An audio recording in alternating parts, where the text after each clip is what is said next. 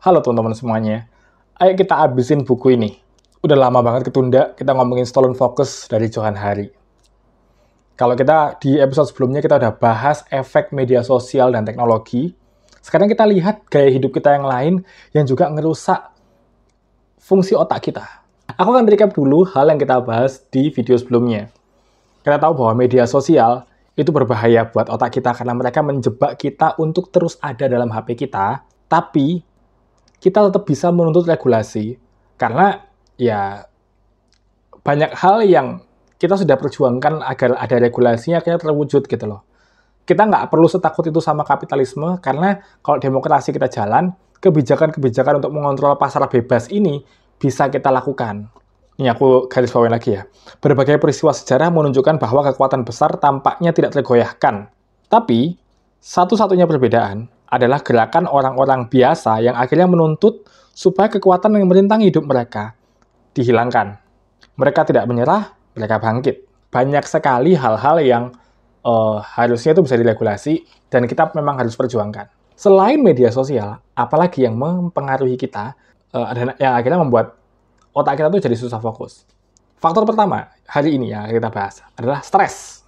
Saya percaya ketidakmampuan kita untuk fokus ini disebabkan oleh tubuh Anda yang membuat terlalu banyak hormon stres. Jadi kita harus menciptakan suatu lingkungan yang membatasi jumlah hal-hal menakutkan atau menegangkan yang dialami oleh Anda.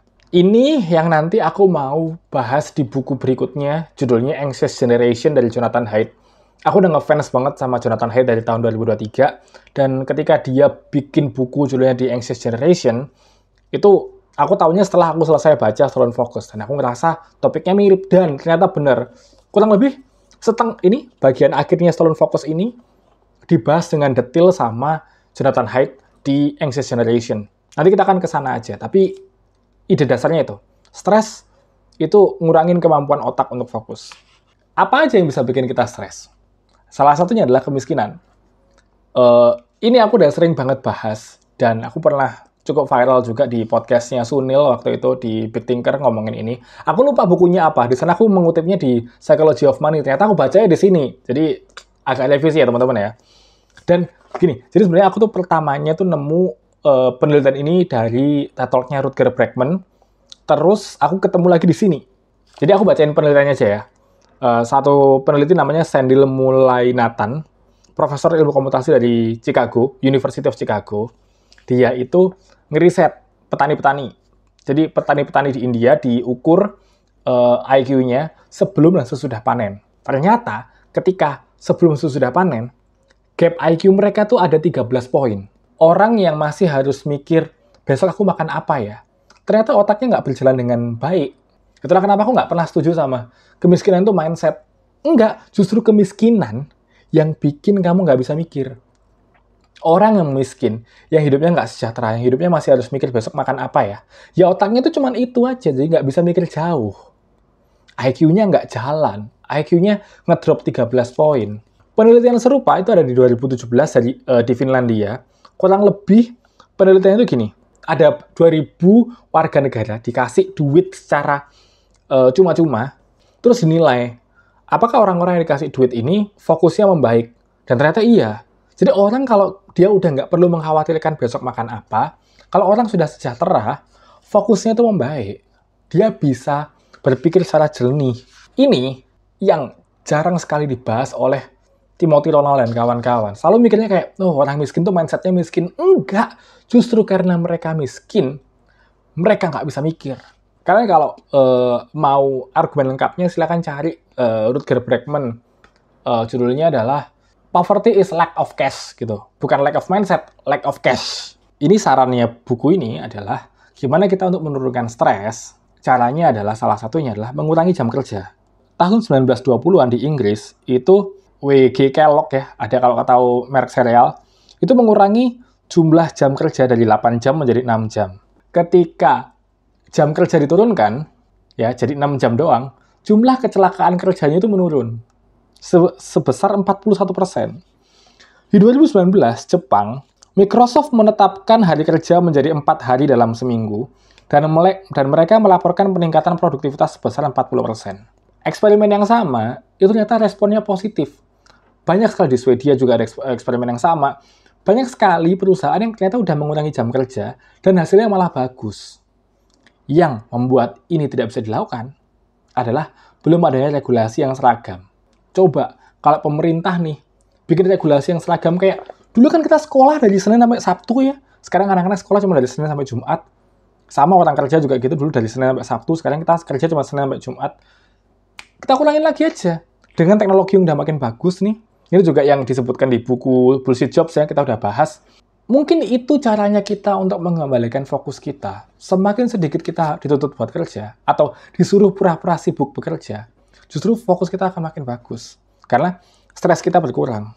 Lalu, hal lain yang membuat kita susah fokus ya adalah pola makan dan polusi. Ini ada analogi yang bagus. Bayangin kamu adalah mobil.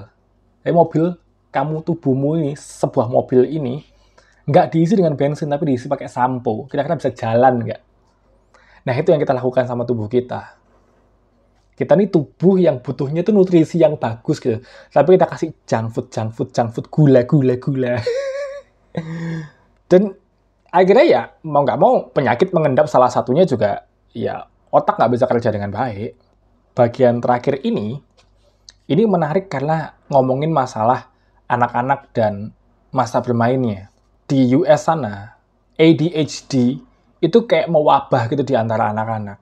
Padahal ini bukan penyakit menular, tapi banyak sekali anak-anak itu terdiagnosis sebagai ADHD. Di Indonesia mungkin belum banyak yang seperti itu ya, atau mungkin populernya di sekolah-sekolah internasional aja. Tapi kalau misalnya di anak-anak kita sekarang nih, nggak, karena kan orang tua yang miskin ini nggak punya akses buat periksa ke psikolog, terus anak ini kenapa sih? Oh, ADHD gitu, belum ada. Tapi ADHD dan pengobatannya, beneran obat yang diminum untuk anak-anak dan untuk mengobati ADHD itu udah gede banget di US sana. Argumen buku ini adalah sebenarnya ADHD itu disebabkan bukan karena anak-anaknya secara genetik jelek, tapi karena emang dari kecil mereka nggak dibiasakan untuk aktif. Mereka genetiknya harus aktif, harus bermain, tapi dipaksa untuk di rumah, fokus, belajar, scrolling, main game yang cuma di layar kecil. Jadi kebutuhan mereka untuk aktif sebagai anak-anak itu hilang. Kuda yang didomestifikasi, itu juga ada gejala ADHD-nya, sedangkan kuda liar itu nggak ada. Ketika anak dikurung aja, itu mungkin efeknya kayak kuda tadi. Seorang psikiater yang diinterview di buku ini mengatakan, ADHD bukanlah diagnosis. ADHD hanyalah deskripsi perilaku yang terkadang terjadi bersamaan. Jadi ketika seorang anak didiagnosis dengan ADHD, itu berarti anak tersebut kesulitan untuk berfokus. Diagnosis tersebut tidak membantu Anda apapun tentang pertanyaan mengapa anak itu susah fokus. Kalau kalian bawa ke psikolog, psikiater, mereka fokusnya tuh nggak ke kenapa ya anak ini jadi ADHD ya, tapi ini udah susah fokus nih, dikasih obat apa ya? Sayangnya, orang tuh beneran nggak ngeh kalau anak-anak tuh butuh kegiatan yang aktif itu. Bahkan nih, nggak cuma main. Anak-anak zaman sekarang, apalagi kalau orang tuanya kaya, bisa punya pembantu gitu ya. Anaknya tuh nggak boleh nyuci pakaian, nyuci piring, nyapu. Itu nggak boleh tuh. Itu udahlah biar mbaknya aja gitu. Efeknya apa? Bukan hanya anak-anak kehilangan tanggung jawab, tapi kehilangan kesempatan untuk aktif. Kehilangan kesempatan untuk belajar. Kehilangan kesempatan untuk melakukan kesalahan, lalu menjadi anak yang sheltered kid yang ya udah gitu, pokoknya semuanya beres aja. Nah, ini yang ternyata berpengaruh sama fokus mereka. Ya kalau dari kecil mereka udah susah fokus, gimana gedenya? Nanti di Anxious Generation aku akan bahas mengenai betapa dibutuhkannya regulasi-regulasi di sekitar kita, dari rumah, sekolah, taman bermain di sekitar rumah, tentang bagaimana anak-anak ini sebenarnya perlu bermain dan perlu aktif keluar bersama teman-temannya.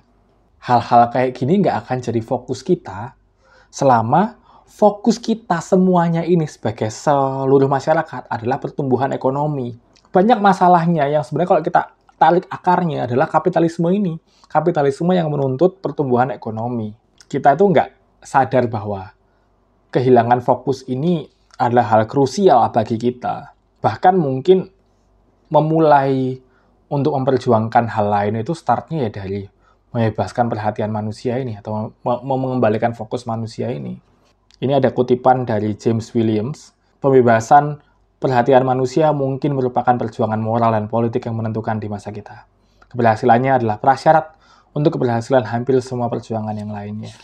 Akarnya nih, kehilangan fokus kita tuh akarnya dari masa kecil, lalu bagaimana media sosial ini mengubah permainannya, dan tanggung jawab kita adalah untuk berperang, menuntut kebijakan. Nggak bisa kita nerima-nerima aja, dan nggak bisa kita ngikutin kata-katanya bro-bro AI yang ya udah pokoknya kita adaptasi. Loh, adaptasi pasti. Regulasinya itu loh. Nah, tugasnya kita ini terus teriak-teriak setiap hari meminta regulasi. Ya, supaya nanti anak-anak kita nih, anak-anak kalian terutama, karena saya Jeffrey, bisa punya fokus yang lebih baik. Anak-anak generasi berikutnya ini bisa tumbuh kembang layaknya manusia normal. Nggak hilang fokusnya, nggak jadi generasi TikTok yang mudah marah itu. Sayangnya kan, kita mengglorifikasi kehadiran TikTok, bahkan kerusakan otak kita di TikTok itu kita rayakan. Brain rot jadi kata baku. Kayaknya perjuangan kita untuk memperjuangkan fokus kita akan masih panjang. Di video berikutnya, aku akan janji untuk bahas bukunya Jonathan Haidt, yaitu The Anxious Generation. Aku belajar banyak banget dari buku itu, dan aku masih punya banyak buku yang aku pengen share ke kalian. Jadi tolong di-subscribe, terus di-like, terus di-share video-video ini ke orang-orang, supaya aku makin rajin buat bikin konten dan makin rajin buat ngajakin kalian diskusi.